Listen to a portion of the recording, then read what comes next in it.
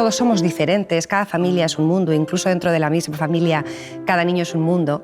Y creo que es importante diferenciar el cómo educar del qué representa para los padres y madres ser padres y madres hoy en día, ¿no? Porque somos padres, pero también somos adultos que desarrollan unas vidas profesionales o que tienen una vida personal en la que la tecnología ha irrumpido con enorme fuerza, ¿no? Mi experiencia por mí misma con mis hijos y en los talleres con familias, las preguntas que más me plantean son siempre preguntas muy absolutas, ¿no? ¿Cuánto tiempo de pantalla es demasiado tiempo de pantalla?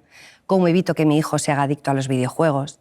¿Cómo evito que mi hija esté pendiente de los likes y de los seguidores y consigo que se dé cuenta de qué es lo verdaderamente importante? ¿Cómo evito que mi hijo consuma contenidos inadecuados en Internet? Por ejemplo, estás con un grupo de padres o madres y te plantean que están preocupados pues, por el uso que están haciendo sus hijas de TikTok, por ejemplo, ¿no? O de sus hijos con un videojuego concreto que esté muy de moda. Pero vamos a hacer el ejemplo de TikTok, que es una red social de enorme popularidad entre los adolescentes, también preadolescentes y en algunos casos incluso menores de edad muy por debajo de esas edades, ¿no? Están preocupados por lo que sus hijas están viendo en TikTok. Mi respuesta a eso siempre es que la solución no es ni seguir dejando que usen TikTok, ni necesariamente solo recurrir a un control parental para evitar que pasen demasiado tiempo en TikTok, ni prohibir TikTok. De lo que se trata al final es de conocer a tu hija, hablar con tu hija y tener una idea de qué es lo que está haciendo en TikTok. TikTok es un universo muy grande, como prácticamente todas las redes sociales y todas las plataformas digitales, y ahí hay contenidos, como digo yo, que no necesariamente son de alta calidad o que no aportan ningún valor, pero hay otro tipo de contenidos, ¿no? No es lo mismo una chica de 11 años que esté viendo bailes sugerentes que una chica de 14 que cada vez que entra en TikTok se dedica fundamentalmente a ver vídeos de la comunidad en TikTok que se llama BookTok y que hace recomendaciones de libros de literatura juvenil, ¿no?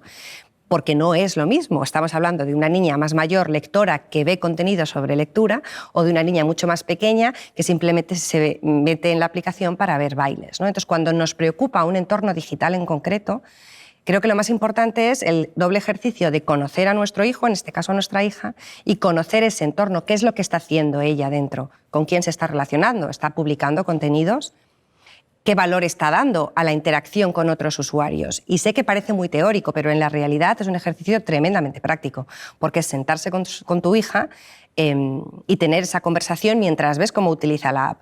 Pero para hacer esto, la actitud que tú tienes que tener como padre o madre no es de estoy preparadísimo para el sermón.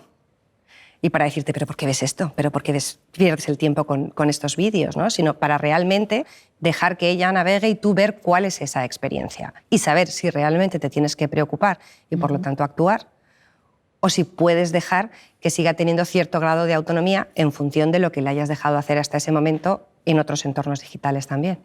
Entonces son preguntas muy cerradas que buscan una respuesta muy concreta y de alguna manera eso tiene que ver no tanto con lo digital como con el tipo de sociedad en la que vivimos, ¿no?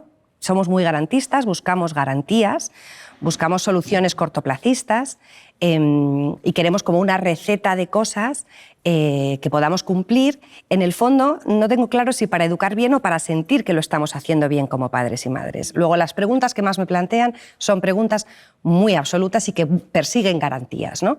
Y quizás en este tema de la tecnología y nuestros hijos deberíamos hacernos preguntas que miren hacia adentro, porque creo que la tendencia, y es un poco una de las razones por las que me senté a escribir, la tendencia es que ponemos todo el foco en lo que la sociedad digital hace con nosotros y no ponemos tanto foco en lo que nosotros podemos hacer, y de hecho hacemos, adultos y niños, con la tecnología que está en nuestras manos, ¿no? Preguntas, en el caso de nuestros hijos, ¿cómo son mis hijos? ¿Cómo están en este momento? ¿Cuál es su carácter? ¿Qué tipo de tecnología les he dejado utilizar hasta ahora? ¿Para qué la utilizan? Cuando no la utilizan, ¿qué hacen? ¿Cómo influye su edad? ¿Qué tipo de familia somos? ¿Cuál es el entorno de mi hijo? ¿Cómo está en el colegio?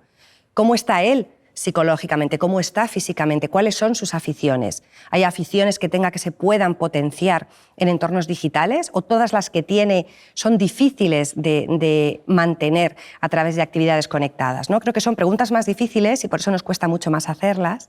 Yo misma, con mis hijos, y pese a que se supone que debería ser mucho más profunda, me encuentro muchas veces centrándome pues eso, en el tiempo, ¿no? Si ya llevas tanto tiempo, creo que ya es suficiente por hoy. Pero creo que es mucho más importante pensar en su edad, en su carácter, en cómo están, en su contexto, en sus circunstancias, porque eso va a marcar la diferencia, como la marca con nosotros, ¿no?